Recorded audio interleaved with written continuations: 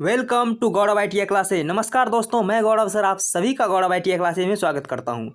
प्यारे दोस्तों, जैसे कि आप सभी को पता है, ये जो हमारा सीरीज चल रहा है ये है एम्प्लॉयबिलिटी स्किल का सेकेंड ईयर वालों के लिए। आप किसी भी ट्रेड से हो लेकिन सेकेंड ईयर में हो तो आपके पास एम्प्लॉयबिलिटी स्किल है तो आपका ये क्लास 100% सफिशियंट है। आप इसको करके एग्जाम में बढ़िया नंबर ला सकते हैं।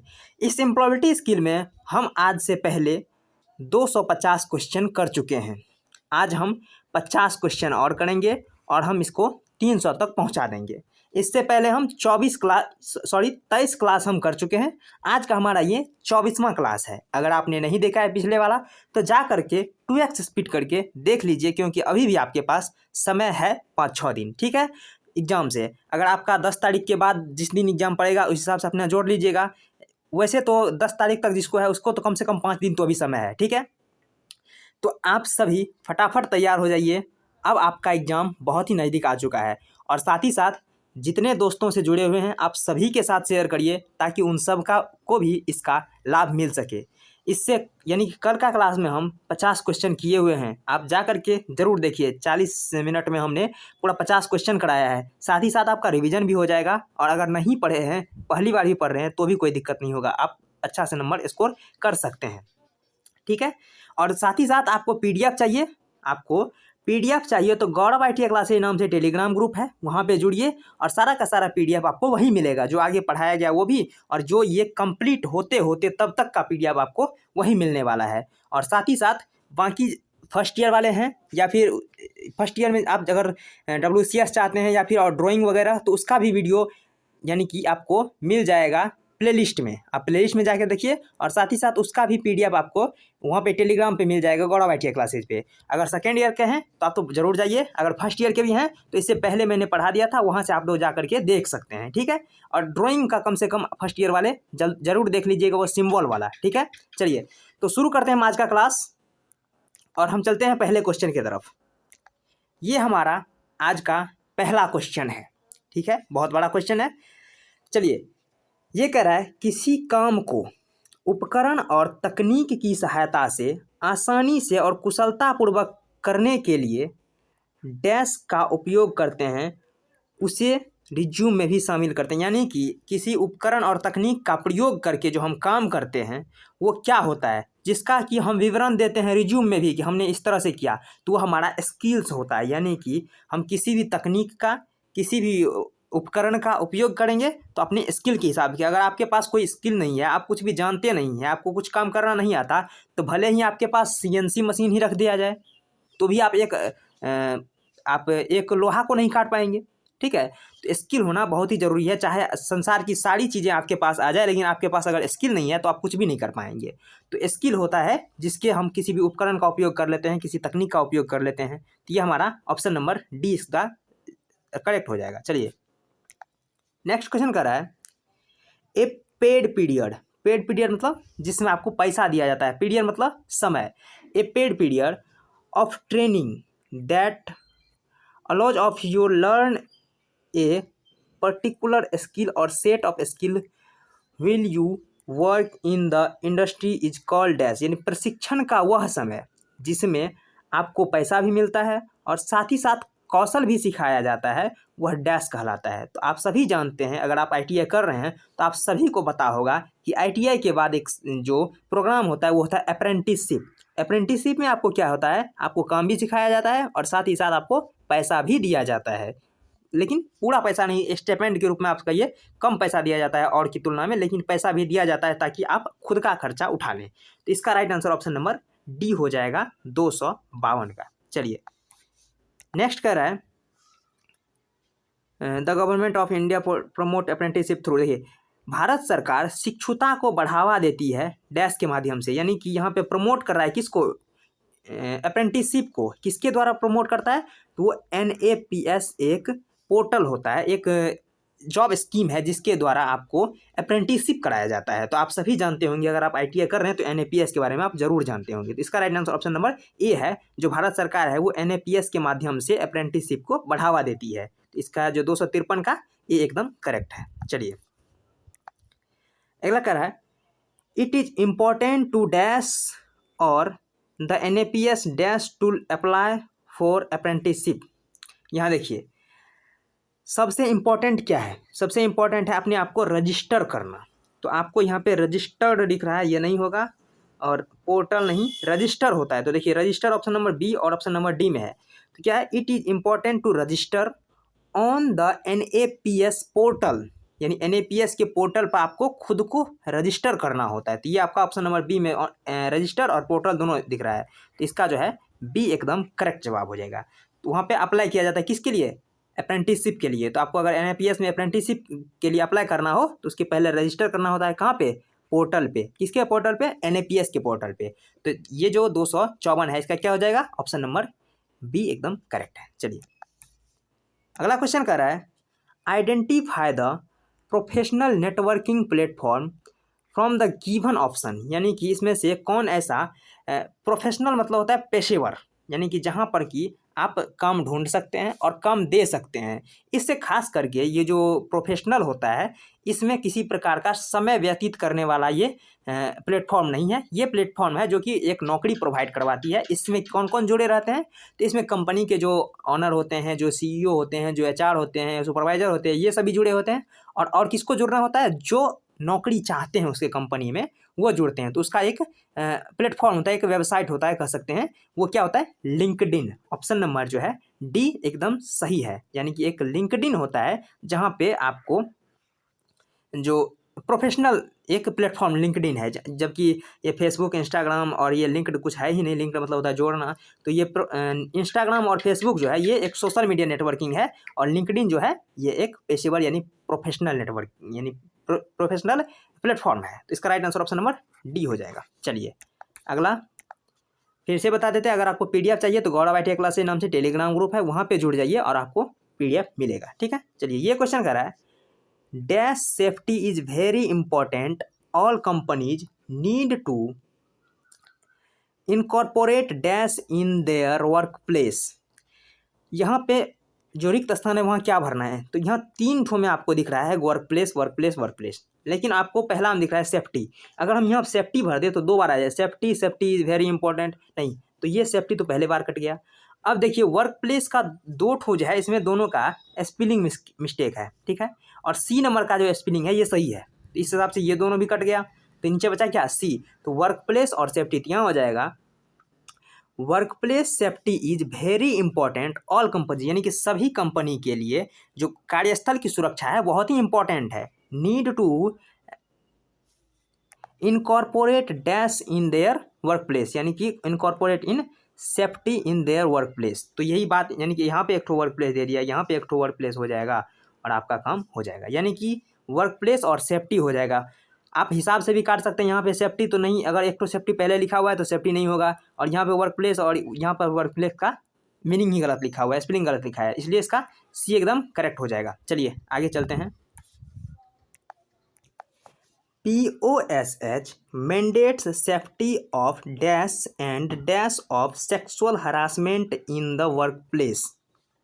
जहाँ पर महिलाएं भी काम करती है पुरुष के साथ साथ, जिस भी कंपनी में, जिस भी कार्यस्थल में, वहाँ पर उसके साथ गलत व्यवहार किया जाता है, यानी कि गलत नज़रों से देखा जाता है, उसको उसके साथ छेड़खानी की जाती है, तो वही आपका सेक्सुअल हरासमेंट में आता है। और ये POSH का फुल फॉर्म क्या होता है, POSH का फुल फॉर्म होता है प्रिवेंशन ऑफ सेक्सुअल हरासमेंट, ठीक है, प्रिवेंशन ऑफ सेक्सुअल हरासमेंट। आपको ये हो सकता है आपका एग्जाम में पूछ दे इसका फुल फॉर्म, तो प्रिवेंशन ऑफ सेक्सुअल हरासमेंट होता है।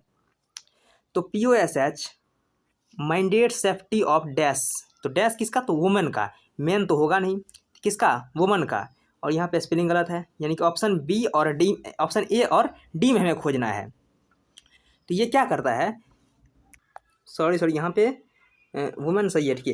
देखिए क्या कर रहा है, कार्यस्थल में यौन उत्पीड़न डैश और डैश की सुरक्षा को अनिवार्य करता है, यानी कि महिला और रोकथाम की सुरक्षा को। और हिंदी वैसे भी बकवास लिखा होता है इसका, अगर आप इंग्लिश का हिंदी करते हैं तो, इसलिए आप इंग्लिश में ही समझे तो सही है। POSH mandate safety of women and prevention of sexual harassment, तो प्रिवेंशन आपको B में ही दिख रहा है, ठीक है, और ये प्रिजर्वेशन कुछ है ही नहीं, तो इसका right answer option number B हो जाएगा, यानी महिला रोकथाम।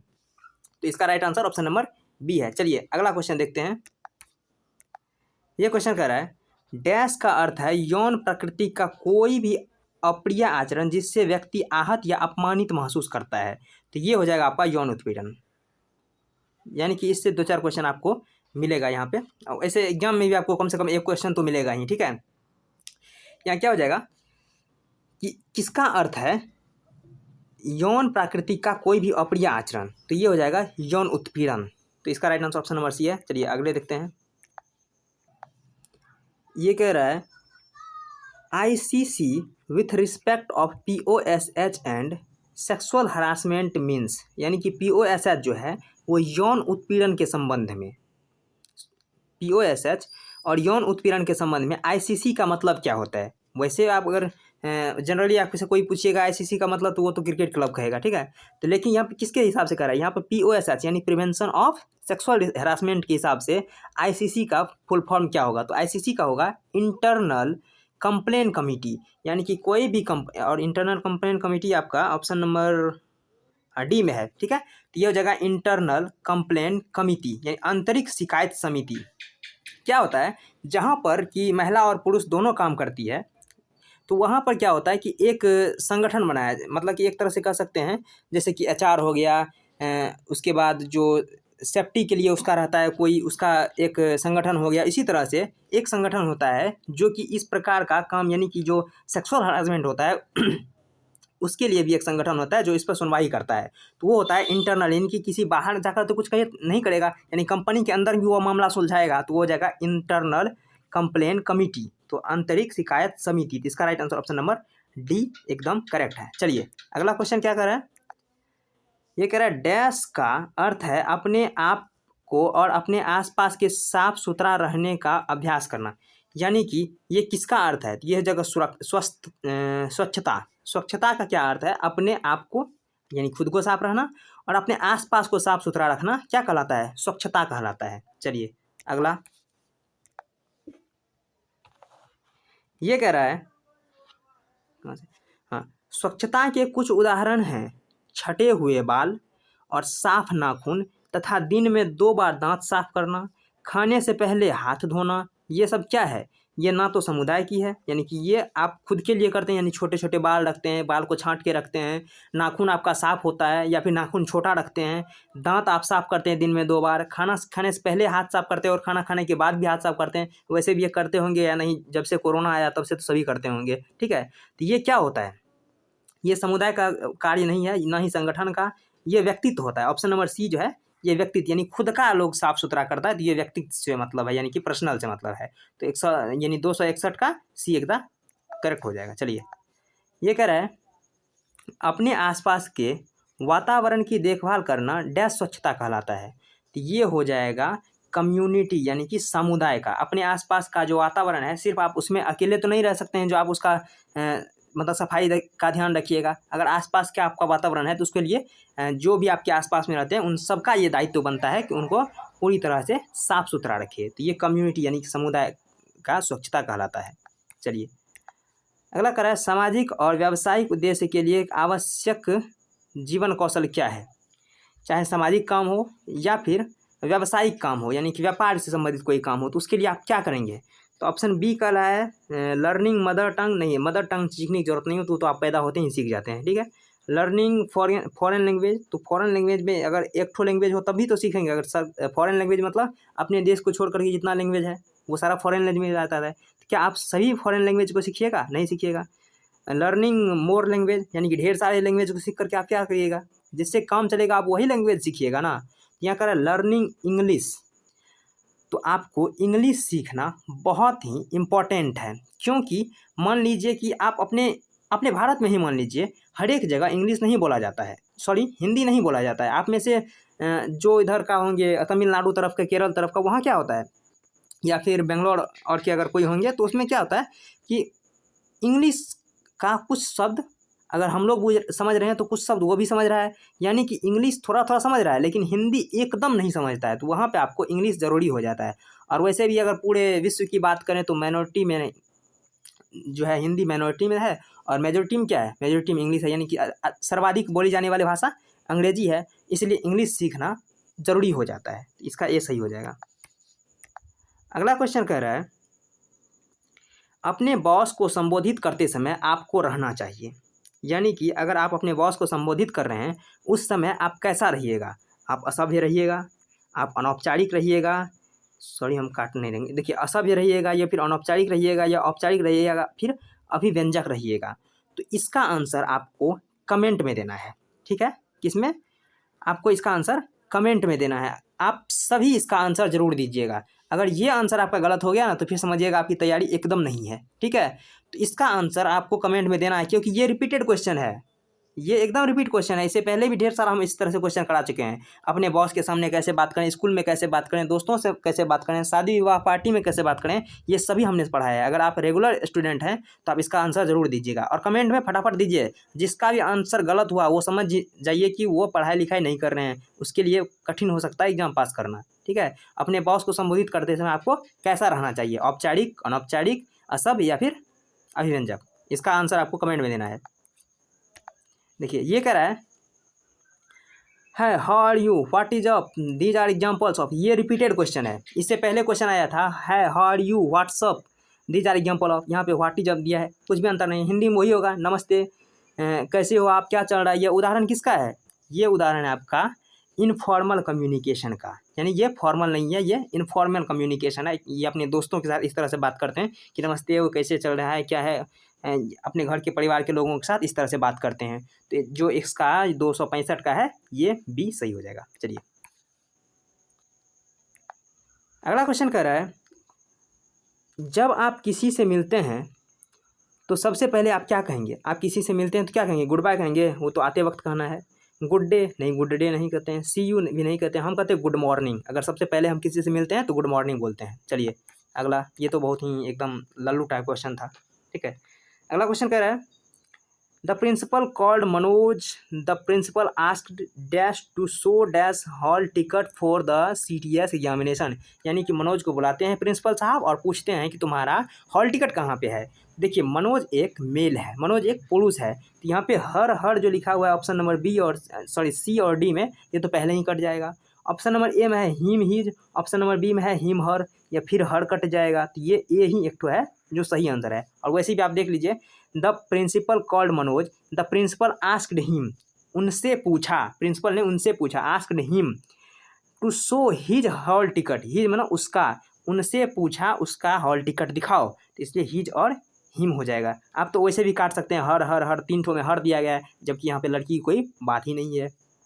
यहाँ पे मनोज एक पुरुष है, इसके लिए आप हिम और हिज का प्रयोग करिएगा, तो ये इसका सही हो जाएगा। चलिए अगला क्या कर रहा है 268 नंबर, ये कह रहा है fill in the blank with correct past tense of the verb, यानी कि वर्ब का आपको पास्ट टेंस बताना है।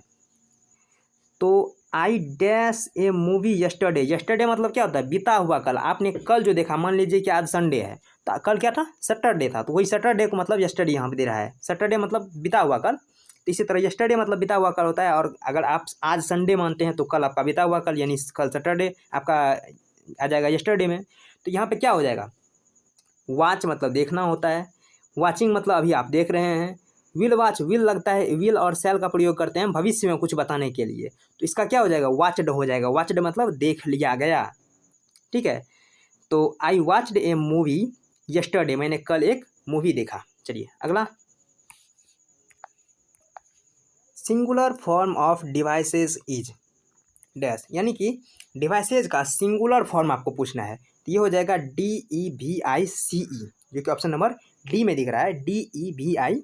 तो आपको ये वर्ड याद रखना होगा, तभी तो आप सही कर पाएंगे, नहीं तो इस सी की जगह पे एच हो जाएगा, जहाँ जैसे कि यहाँ पे दिया गया है।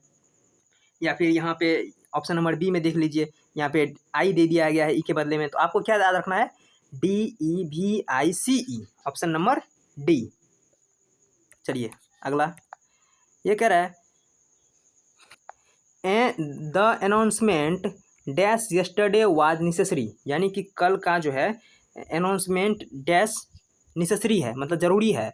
Complete the sentence with appropriate word, इसमें से जो सुटेबल वर्ड है उसको चुन के यहाँ पे लगाना है। तो इसके हिसाब से यहाँ पे मेड हो जाएगा, ऑप्शन नंबर ए हो जाएगा। 270 का ऑप्शन नंबर ए हो जाएगा। मेड देखिए यहाँ पे हो जाएगा the announcement made yesterday was necessary, यानी कि कल का जो है अनाउंसमेंट तैयार करना, मेड मतलब क्या होता है, बनाना होता है। तो the announcement made yesterday was necessary, तो कल का अनाउंसमेंट बनाना बहुत ही जरूरी है, तो यहाँ पे मेड हो जाएगा ऑप्शन नंबर ए। अगला करा है fill in the blank with proper interrogative dash want wrong with yesterday was game, यानी कि इसमें कह रहा है ये क्वेश्चन अलग है, ठीक है, ये क्वेश्चन अलग है। ऊपर कह रहा है क्या, इंट्रोगेटिव, इंट्रोगेटिव मतलब होता है प्रश्नवाचक, ठीक है, इसमें से प्रश्न पूछता है, प्रश्न पूछने का यहाँ पे मतलब है कि इस शब्द को किस तरह से बताएं कि हम ये प्रश्न पूछने लायक हो जाए। तो यहाँ पे हो जाएगा dash want wrong with yesterday play, यानी कि कल के गेम में गड़बड़ हुआ, तो क्या गड़बड़ हुआ, तो इसके लिए हम व्हाट का प्रयोग करेंगे। What want wrong with yesterday game, यानी कि कल के गेम में क्या गड़बड़ी हुई, कल के गेम में क्या खराबी आई, तो इसका right answer option number B हो जाएगा वाट, ठीक है, 271 का बी। चलिए अगला क्वेश्चन कर रहा है चेंज द वर्ब टूक इन द पैसिव वॉइस, यानी एक्टिव वॉइस से पैसिव वॉइस बदलना है। ये तो एक बहुत बड़ा टॉपिक है, अगर इसको पढ़ाने लगे तो ढेर सारा समय लगेगा। देखिए टूक क्या है, ये सेकेंड फॉर्म है, इसको अगर पैसिव में बदलना है तो इसे सबसे पहले थर्ड फॉर्म में ले जाइए, तो ये हो जाएगा टेकन। अबे यहाँ तो सब में टेकन दिया गया है, तो अगर टेकन ले जाए तो फिर वाज हो जाएगा, ठीक है, ये वाज में आ जाता है, तो इसका right answer option number D हो जाएगा, वाज टेकन। तो 272 का आपने सभी ऑप्शन नंबर डी कर लिया। अब देखिए अगला, ये कह रहा है complete the sentence with appropriate word, the plumber dash the tap only no, आपको इसमें से जो वर्ड सूट करता है वहाँ पे देना है। यहाँ पे प्लम्बर नहीं पढ़ना है, यहाँ पे प्लमर पढ़ना है, ठीक है, प्लमर, ब को हटा देना है, प्लमर, ठीक है। The plumber dash the tap only no, no मतलब अभी, अभी जो है वो टैप कर रहा है, तो इसका फिट नहीं हो जाएगा, ना ही आर फिटिंग, यानी क्योंकि प्लमर एक ही है, और वाज फिटिंग मतलब कर दिया था, तो इसका हो जाएगा इज फिटिंग। तो the plumber is fitting the tap only no, तो इसका right answer option number C हो जाएगा, ठीक है। चलिए अगला कह रहा है want you start a discussion on the topic want do say, यानी कि अगर आप किसी भी चर्चा स्टार्ट करना चाहते हैं उसके लिए आप सबसे पहले आप क्या कहेंगे, आप सबसे पहले कहते हैं लेट्स डिस्कस, ऑप्शन नंबर इसका सी सही है।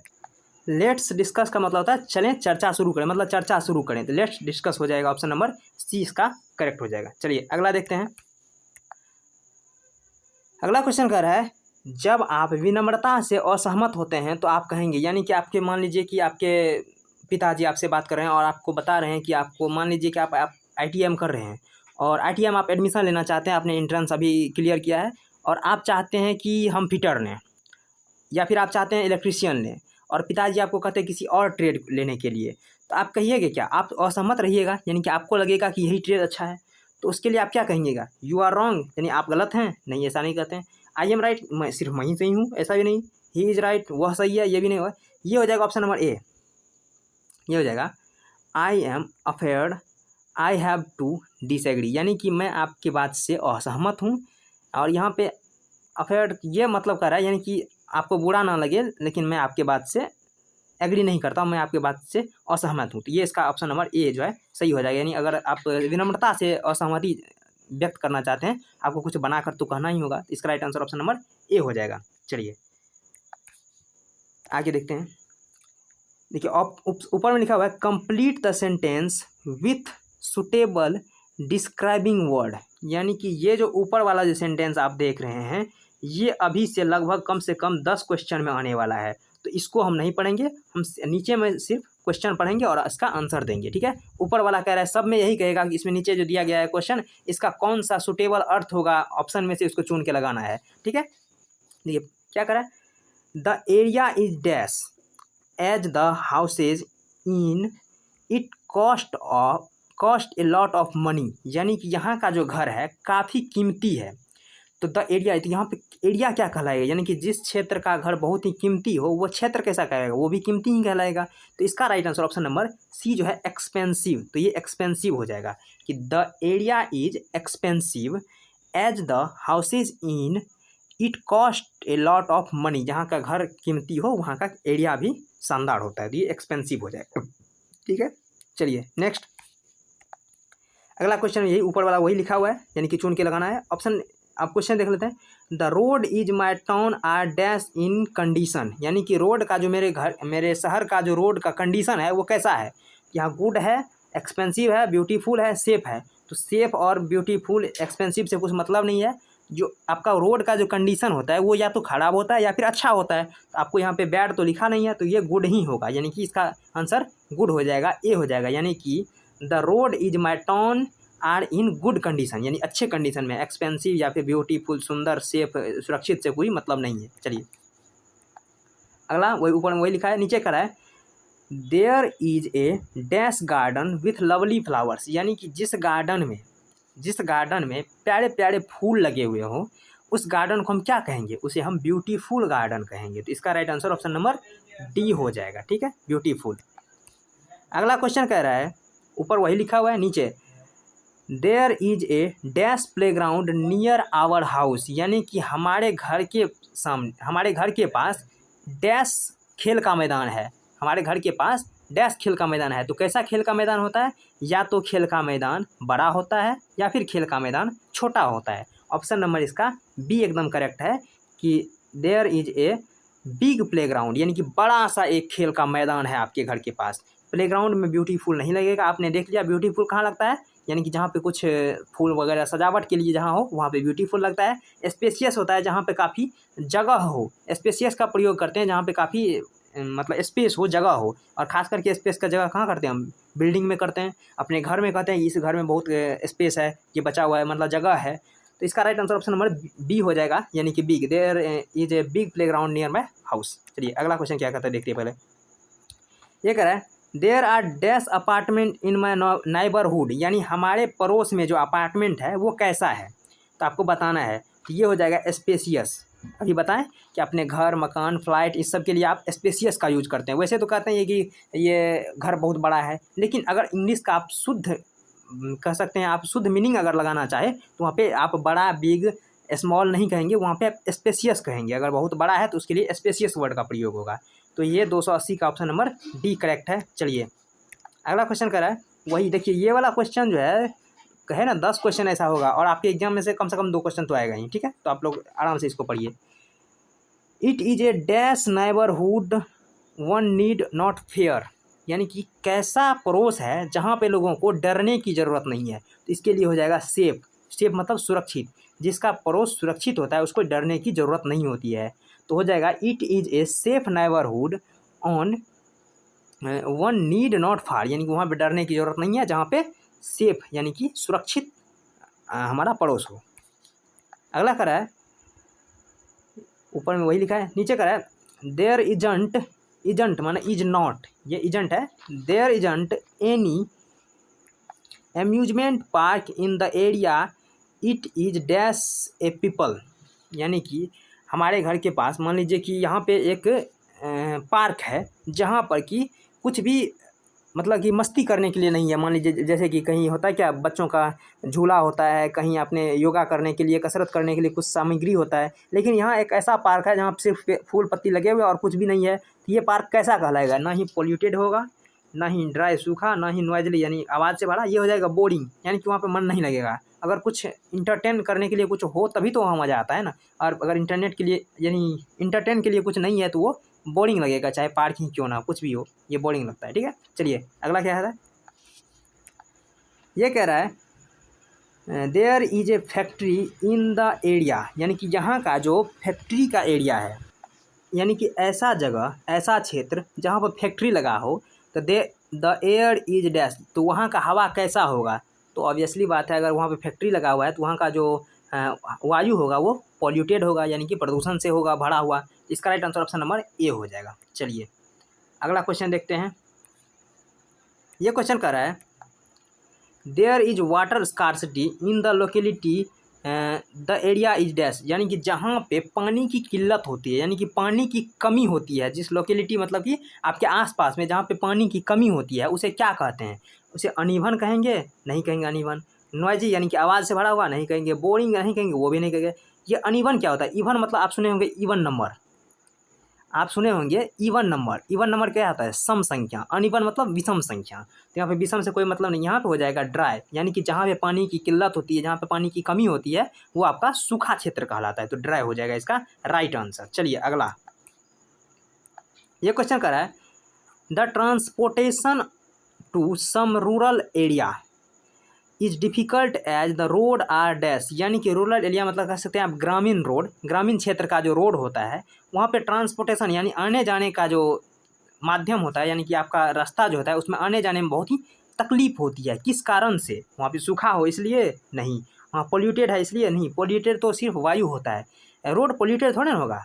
यहाँ पे इवन मतलब समान हो, मतलब सम संख्या, इवन मतलब सम होता है, तो अगर रोड समान हो मतलब एकदम इससे स्मूथ हो तो क्या उसमें प्रॉब्लम आएगी? नहीं आएगी। अनइवन, अनइवन मतलब असमान, ऐसा ऐसा रोड रहेगा, कहीं ऐसे ऐसे गिट्टी निकला है, कहीं ऐसे रहेगा, कहीं मोड़ है, बहुत सारा, मतलब कि रूरल एरिया मतलब गांव का जो रोड होता है वो कैसा होता है? अनइवन होता है, यानी कि खुरदरा होता है। तो इसका right answer option number D हो जाएगा। ठीक है, चलिए नेक्स्ट। अब वो वाला डिस्क्राइबिंग वर्ड वाला खत्म हो गया। अब ये कह रहा है मानसिक और शारीरिक गतिविधियों के बीच संतुलन बनाए रखने के लिए हमें किसकी ज़रूरत होती है, यानी कौन सा चीज़ ऐसा है जो कि हमारा शारीरिक और मानसिक, शरीर का और मस्तिष्क का दोनों का नियंत्रण करता है। तो वो हमारा शौक है, हॉबीज है। तो ऑप्शन नंबर ए जो है एकदम करेक्ट है। और बी रनिंग कुछ भी नहीं है, वॉकिंग और रीडिंग कुछ भी नहीं है। ये सब किसी एक पर्टिकुलर व्यक्ति का हॉबीज हो सकता है, लेकिन यहाँ पे पूरा पूरा कराइए गतिविधि क्या है, तो गतिविधि आपका हॉबीज होता है। मान लीजिए आपका खेलने का शौक है, तो आपको अगर धूप में 12 बजे भी छोड़ दिया जाए खेलने के लिए तो आप शाम तक खेलेंगे, आप नहीं थकेंगे। लेकिन आपको थोड़ा सा काम कह दें, आधा घंटा में कहिएगा मेरा पैर दर्द करने लगा, ये करने लगा, वो करने लगा, ठीक है, तो आपका हॉबीज क्या? काम करना आपका हॉबीज नहीं है, इसलिए आपको ख़राब लगता है। और खेलना आपका हॉबीज है, आपका पसंद है। किसी को स्विमिंग करना पसंद है, वो घंटों घंटों तक स्विमिंग करेगा, ठीक है। तो हॉबीज जो होता है वो मानसिक और शारीरिक दोनों को संतुलित करके रखता है। आराम से कितना भी आप खेल लीजिए, लेकिन आपको शरीर में लगेगा नहीं कि थकान है, कुछ भी नहीं लगेगा, क्योंकि वो आपका शौक है। हाँ, और ये इम्पोर्टेंट बात देखिए, यहाँ पे 286 क्वेश्चन तक हर एक क्वेश्चन यूनिक था, यानी अपने आप में अलग था। एक ही क्वेश्चन ऐसा था वो जो है हाउ यू व्हाट्सअप, ये क्वेश्चन रिपीटेड था। बाकी क्वेश्चन अभी तक जो था सब कुछ एकदम सही से चल रहा था। लेकिन अब क्या हुआ, यहाँ पे 418 क्वेश्चन जो दिया गया है, इन 418 क्वेश्चन में से ढेर सारा क्वेश्चन ऐसा है जिसे पहले वाला यानी कि जो 20 नंबर 25 नंबर जो शुरू में आया था उसी को फोटोकॉपी करके पीछे लगा दिया गया है। तो वो देखिए कौन सा है, देखिए यहाँ पे आप देख सकते हैं रिपीटेड क्वेश्चन। रिपीटेड क्वेश्चन कौन सा है? 287 नंबर का, 290 नंबर का, 94 नंबर का, 95, 96, 299, 300, 301 और आगे अगर पढ़ाएंगे हम तो वहाँ पे देखिए ढेर सारा रिपीटेड क्वेश्चन आता है। तो जो रिपीटेड क्वेश्चन आता है उसे कड़ा करके हम समय खराब क्यों करें, ठीक है। तो इसलिए हम रिपीटेड क्वेश्चन नहीं कराने वाले हैं। रिपीटेड क्वेश्चन कैसा होता है, आपको दिखाए पीछे में कि नमस्ते, कैसे हो, क्या चल रहा है, ये उदाहरण है। ये कैसा उदाहरण था? ये मतलब अनौपचारिक उदाहरण था। इसी तरह का क्वेश्चन पूछा था, यानी कि पिछले जो आप पढ़े होंगे, अगर आप रेगुलर स्टूडेंट हैं तो आप पीछे पढ़े होंगे जो भी क्वेश्चन हम छोड़ रहे हैं। तो इसका मतलब ये नहीं है कि मिस हो गया, हम मिस कर दे रहे हैं क्योंकि इसको हम पढ़े हुए हैं पहले। बेकार से अभी समय खराब करने से कोई मतलब नहीं बनता है, ठीक है। चलिए, तो अगला हमारा निकलता है 88 नंबर क्वेश्चन, यानी 288। जिस स्थान पर हम रहते हैं वहाँ के आसपास के क्षेत्र को क्या कहते हैं? तो वहाँ के आसपास के क्षेत्र को हम पड़ोस कहते हैं, यानी कि आपके आसपास में जो रहता है उसको पड़ोसी कहते हैं और आपके आसपास के क्षेत्र को पड़ोस कहते हैं। तो इसका right answer option number D हो जाएगा। चलिए नेक्स्ट, अब काफ़ी आसान क्वेश्चन है। किसी स्थान की परिस्थितियाँ जो किसी व्यक्ति या वस्तु के व्यवहार और विकास को प्रभावित करती है वह क्या कहलाता है? तो ये पड़ोस नहीं होगा, ये पर्यावरण हो जाएगा। यानी पर्यावरण क्या है? हमारे आसपास के आवरण जो है वो पर्यावरण है, ठीक है। तो पर्यावरण क्या करता है? किसी को प्रभावित कर सकता है। मान लीजिए जैसे कि आपके यहाँ सेब का यानी कि सेब का उत्पादन नहीं होता है, क्योंकि सेब ठंडे इलाके में होता है। जम्मू कश्मीर तरफ ढेर सारा सेब का उत्पादन होता है, लेकिन हमारे यहाँ नहीं होता है। हमारे यहाँ आम का उत्पादन होता है, इसी तरह उधर आम नहीं होता है। यानी कि हमारे व्यक्ति या फिर किसी वस्तु भी बहुत सारा ऐसा है जिससे पर्यावरण उसे अफेक्ट करता है। और व्यक्ति भी, अगर मान लीजिए कहीं पे, हाँ सबसे अच्छा उदाहरण है सूड़ा गाय का। आपने देखा होगा कि सूड़ा गाय का फोटो ही देखा होगा, हमेशा कहाँ? बर्फीले इलाका में रहता है सूड़ा गाय। हाँ, याच वो जो सूड़ा गाय जो होता है वो हमेशा बर्फीले इलाका में रहता है, क्योंकि उसके पास ढेर सारा मतलब कि अपने में रुआं निकला हुआ था, बाल रहता है, जिससे कि उसको ठंडी से बचने में मदद करता है। वो गर्मी वाला क्षेत्र में नहीं होगा। तो इसी तरह से उसके व्यक्ति को या फिर किसी वस्तु को प्रभावित करने वाला हमारा पर्यावरण होता है। ठीक है, चलिए आगे क्या कहता है, ये कह रहा है कौन सा साहसिक कार्य नहीं है, which one is not an adventure, इनमें से कौन सा एडवेंचरस वर्क नहीं है। ऑप्शन ए कह रहा है पहाड़ पर चढ़ना, ये तो बहुत खतरनाक है यार, इस पर बहुत ही मतलब साहस करना होता है, हर किसी के बस की बात नहीं है पहाड़ पे चढ़ना। ट्रैकिंग, ये भी उसी का माध्यम है। सफरिंग, ये भी है। लेकिन ड्राइविंग जो ऑप्शन नंबर डी में दिया गया है, ये ड्राइविंग कोई भी मतलब साहसिक कार्य नहीं है। हम पहली बार अगर ड्राइविंग कर रहे हैं तो वही बहुत साहसिक कार्य है, यानी कि आप पहले बार में ड्राइविंग थोड़ी ना चलाना सीख गए, आप बैठे या चलाना सीख गए, तो पहले तो बहुत ही साहस करना पड़ता है, कम से कम मैं चला सकता हूँ। पहले तो आपको ये करना होता है कि मैं इसे चला सकता हूँ गाड़ी को, फिर आप चलाना शुरू करते हैं। ठीक है, तो या फिर ड्राइविंग इसका सही आंसर हो जाएगा। ये कोई साहसिक कार्य नहीं है, अगर आप सीख जाते हैं तो आप दिन रात चलाते रहिए, कोई फ़र्क नहीं पड़ता, ये आपका रूटीन बन जाएगा। लेकिन ये पहाड़ों पर रोज़ नहीं चढ़ते हैं, ट्रैकिंग और सफरिंग रोज़ नहीं करते हैं, तो ये आपका साहसिक कार्य है, ऑप्शन नंबर ए, बी और सी, जबकि डी साहसिक कार्य नहीं है और यही आपका आंसर भी है। चलिए नेक्स्ट कर रहा है, समुद्र में यात्रा करने को डैश कहते हैं, तो समुद्र में यात्रा करने को हम जल यात्रा कहते हैं।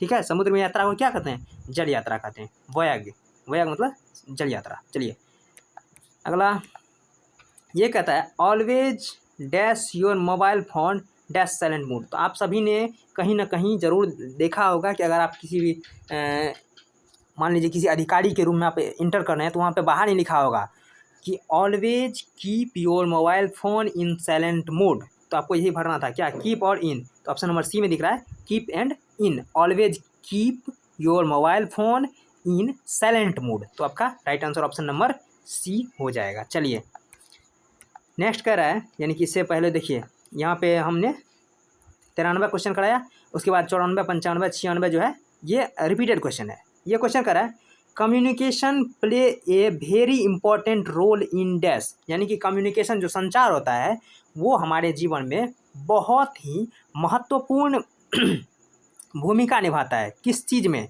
आवर पर्सनल लाइफ, सही बात है, आवर प्रोफेशनल लाइफ, सही बात है, आवर फ्यूचर लाइफ, नहीं फ्यूचर लाइफ में कोई मतलब नहीं है, आवर पर्सनल लाइफ में भी और प्रोफेशनल लाइफ में भी। लेकिन ऑप्शन नंबर बी कह रहा है our personal and professional life.